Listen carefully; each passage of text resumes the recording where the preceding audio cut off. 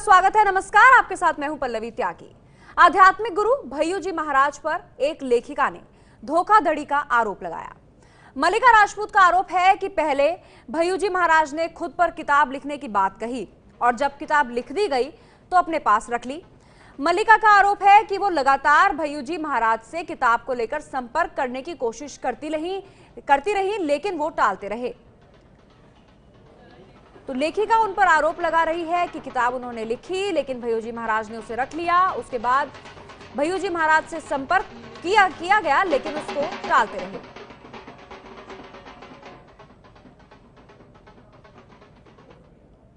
महाराष्ट्र के जाने माने संत भय्यू महाराज जी पर मुंबई की एक अभिनेत्री ने धोखाधड़ी का आरोप लगाया है।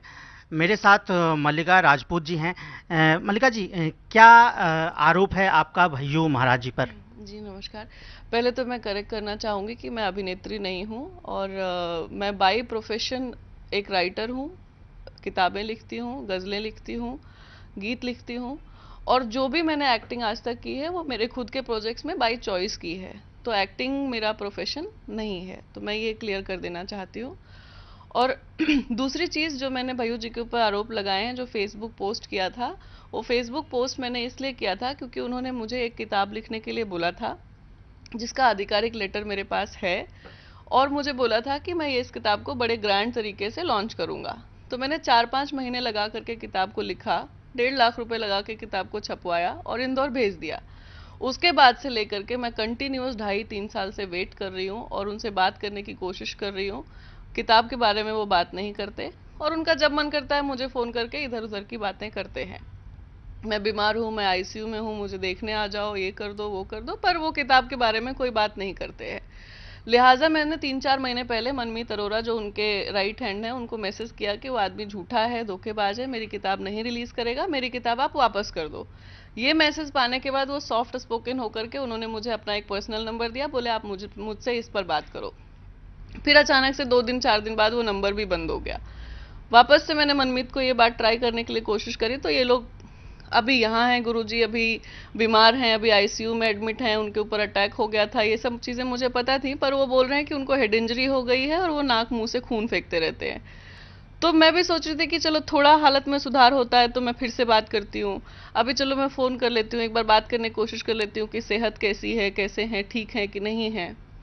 लेकिन मेरे दिमाग में ये बात कौंधती रहती है कि मेरी किताब जो मैंने लिखी है, एटलीस्ट अगर आप नहीं रिलीज़ कर रहे हैं तो मुझे उसका जवाब दे दें कि क्यों नहीं रिलीज़ कर रहे हैं, और अगर नहीं रिलीज़ करना चाहते हैं तो मुझे आप वापस भेज दें। मुझे इस बात में कोई दुख नहीं होगा कि मेरी किताबें जो मैंने लिखी थी एटलीस्ट मेरे पास आ गई, और मैं उसको रद्दी में फेंक दूं या मैं उसका क्या करूं वो फिर मेरी जिम्मेदारी बन जाती है। लेकिन आप किसी की मेहनत को ऐसे दबा करके बैठ जाते हैं तो मुझे तो लगता है कि ये सरासर धोखा है। मल्लिका जी, भय्यू महाराज जी के संपर्क में आप कैसे आई और फिर किताब लिखने का प्लान ये कैसे बना? भय्यू जी महाराज मेरे एक कॉमन फ्रेंड के थ्रू मैं उनसे मिली थी, उनसे बातचीत करी थी। काफ़ी अच्छे व्यक्तित्व के धनी लगे मुझे लगा कि ऐसे आज के टाइम में जहाँ संत ऐसे फ्रॉड होते हैं, धोखेबाज होते हैं, वैसे में ये सीधी सीधी बात करते हैं, अच्छी बातें करते हैं और मेरा केयर भी करते हैं। तो धीरे धीरे बातचीत शुरू हो गई। फिर उन्होंने मुझे ज़्यादा, मैं इंदौर जाने लग गई, बातचीत होने लगी। उनको पता चला कि मैं राइटर हूँ, उन्होंने मेरी गज़लें पढ़ी।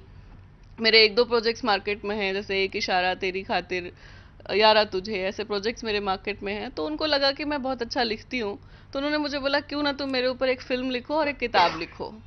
तो मैंने कहा कि मैं ऐसे तो कुछ भी नहीं लिखूंगी, आप मुझे एक लेटर लिख करके दे दो, क्योंकि वो टाइम तक मैं उनको बहुत अच्छे से नहीं जानती थी। तो ये लेटर लेकर के फिर मैंने किताब लिखी है। जो अभी वो बोल रहे हैं कि मैं मनगढ़ंत और अपनी मर्जी से मैंने किताब लिखी है, तो मैंने कोई अपनी मर्जी से किताब नहीं लिखी है। उन्होंने मुझे हायर किया था किताब लिखने के लिए। मल्लिका जी, लेकिन कल ही भय्यू महाराज ने दूसरी शादी की है और उस कल ही जो है आपने एक पोस्ट डाला फेसबुक पे जिसमें उनके साथ आपकी फ़ोटो और इस तरह के कहा, जिसकी वजह से ये मामला जो है बहुत जो है गर्मा गया और चर्चा में आ गया है। कल ही ये फ़ोटो वगैरह डालने की कोई वजह? हाँ, ये मुझसे गलती हो गई कि मैंने गलत टाइम पे पोस्ट डाल दिया। पर मैं सच बताऊं तो शायद इस चीज़ को चेक भी किया जा सकता है कि मैं उतना टेक सेवी नहीं हूं, मेरे पास ऐसी कोई न्यूज़ नहीं आई थी। और ये पोस्ट मैंने कल डाला है, लेकिन मैं इसके बारे में उनसे 6 महीने पहले से उनके मनमीत अरोड़ा को मैसेजेस कर रही हूँ, जो अगर कल को वो मानहानि के लिए कोर्ट में जाएंगे तो वो मैसेजेस तो निकलेंगे मैंने किसको क्या मैसेजेस किए हैं। तो मैं उनको पिछले 6 महीने से ये बात बोल रही हूँ कि आप मेरी किताब नहीं रिलीज करोगे तो मैं ये पोस्ट कर दूंगी, मैं ये पोस्ट कर दूंगी। मैं 6 महीने से ये उनसे बात कर रही हूँ लगातार। तो अभी क्या हुआ, मैं अचानक से बैठी हुई थी, मुझे लगा कि यार मेरे साथ ऐसा क्यों हो जाता है। मैं किताब लिखती हूँ, मेरी किताब छपती है, रिलीज नहीं होती है, ये नहीं होता, उन्हें तो कोई जवाब नहीं देता है मुझे। तो मैंने ये उठा के पोस्ट डाल दिया और वो गलती हो गई मुझसे। पर ट्रस्ट करिए कि इस बारे में मैं कुछ भी बात नहीं कर रहा, उनकी पर्सनल लाइफ से मेरा कुछ लेना देना नहीं। वो खुश रहें, सुकून से रहें, सुखी रहें, बस मेरी किताब पर मुझे जवाब दे दें। अगर वो आप पे मानहानि का दावा करते हैं तो फिर आगे आप क्या करेंगे फिर? देखिए, मैं उनके मानहानि के दावे का वेट करूंगी, मैं कोई नोटिस नहीं भेजूंगी, मैं कुछ नहीं करूंगी। वो मुझे नोटिस भेजें, मेरे ऊपर मानहानि का दावा करें, मैं जितने सबूत और साक्ष्य हैं वो लेकर के अदालत के सामने जाऊंगी। मैं अदालत से रिक्वेस्ट करूंगी कि मैं जिस दिन से उनको जानती हूँ से आज तक के मेरे contact details, messages, conversations, WhatsApp messages सब निकाल लिए जाएं। मैं कितनी बार इंदौर गई, कितनी बार इंदौर से बाहर आई, कितनी बार उन्होंने मुझे टिकट भेजी, कितनी बार मैं खरीद के गई, ये सब चीज़ें निकल जाने के बाद अगर अदालत मुझे दोषी पाती है तो कोई बात नहीं। इस मुद्दे पर भैयू महाराज जी से भी आप कुछ कहना चाहेंगे? आपकी अभी नई नई शादी हुई है, मैं चाहती हूँ आप खुश रहें। और सच मानिए, मेरा आपकी पर्सनल लाइफ से कुछ लेना देना नहीं है। आप जो ये पिछले 2-3 साल से कर रहे हैं, ये आपका दिल भी जानता होगा कि आप झूठ बोल रहे हैं और झूठ बोल करके मेरी मेहनत का मजाक उड़ा रहे हैं। एक राइटर की किताब उसका बच्चा होती है और वो चाहता है कि वो अपनी किताब की परवरिश अच्छे से करे और उसकी किताब को वैल्यू मिले।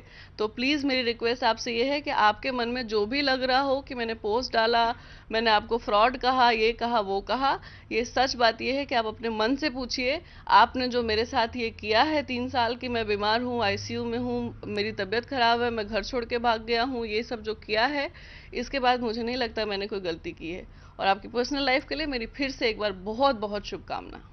तो ये मल्लिका राजपूत जी, जिनका कहना है कि भैयू महाराज से उनकी ज़्यादा कुछ भी शिकायत नहीं है, लेकिन उन्होंने जो किताब लिखने के लिए कहा था और उस पर वो ना नू करते रहे, वो मिले नहीं। कई बार इन्होंने संपर्क करने की कोशिश की लेकिन वो नहीं मिल पाए। लेकिन जिस दिन भैयू महाराज की दूसरी शादी हुई उसी दिन इन्होंने ये पोस्ट डाला। इनको नहीं पता था कि उनकी शादी है और ये पोस्ट जो है उसी दिन पड़ी। उसके लिए वो खेद भी प्रकट कर रही हैं। कैमरामैन सचिन सिंधे के साथ राजेश त्रिपाठी, एबीपी न्यूज़, मुंबई। लेखिका मल्लिका राजपूत भैयूजी महाराज पर धोखाधड़ी के आरोप लगा रही हैं। इस पर भैयूजी महाराज का भी पक्ष आया है। उन्होंने इन आरोपों को गलत बताया और उन्होंने कहा कि ये महिला पब्लिसिटी यानी प्रचार पाने के लिए ऐसे आरोप लगा रही हैं। उन्होंने कहा, महिला पब्लिसिटी के लिए ऐसे आरोप लगा रही हैं। गायक शान ने अपनी दोस्त बताकर मल्लिका को मेरे पास भेजा था। आगे उन्होंने कहा कि वो मेरे पास मेरे बारे में किताब लिखने के लिए आई थी। इस दौरान वो मुझसे और मेरे परिवार वालों से घुल मिल गई। उसने मेरे ऊपर किताब लिखी, लेकिन बेबुनियाद चीजों का जिक्र होने की वजह से ट्रस्ट ने वो किताब नहीं छापी।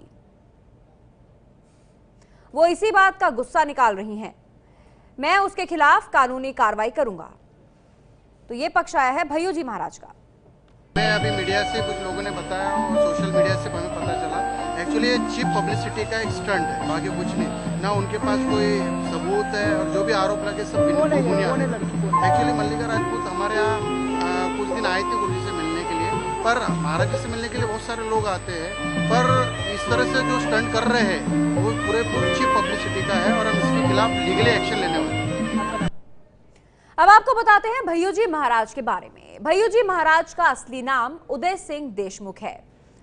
भैयूजी महाराज का मुख्य आश्रम इंदौर में बापट चौराहे पर है। आध्यात्मिक गुरु भैयूजी महाराज वो एक ट्रस्ट भी चलाते हैं जिसका नाम सद्गुरु दत्त धार्मिक ट्रस्ट है। भैयूजी के आश्रम में पूर्व राष्ट्रपति प्रतिभा पाटिल, प्रधानमंत्री नरेंद्र मोदी, महाराष्ट्र के पूर्व सीएम विलासराव देशमुख, शरद पवार जैसी हस्तियां भी पहुंच चुकी हैं। भैयूजी महाराज चर्चा में तब आए जब अन्ना हजारे का अनशन तुड़वाने के लिए उन्हें उस वक्त यूपीए की सरकार ने अपना दूत बनाकर भेजा था। इसके बाद अन्ना ने अनशन तोड़ दिया था। ये है एबीपी न्यूज़, आपको रखे आगे।